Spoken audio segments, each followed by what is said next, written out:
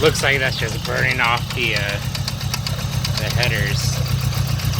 But the knot sounds like it's coming right back here. Back in the corner.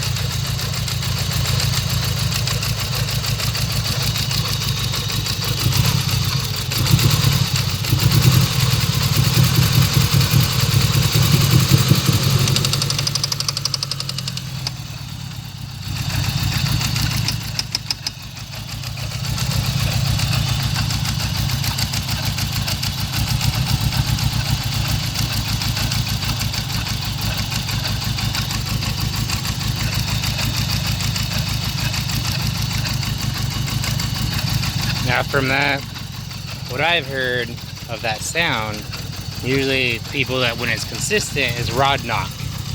So I'm curious if that's what it is.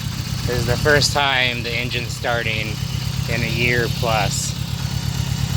So, I mean, it's starting to get a little better. See, there's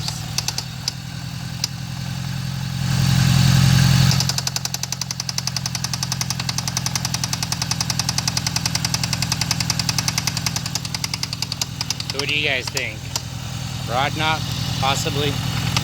Let me know.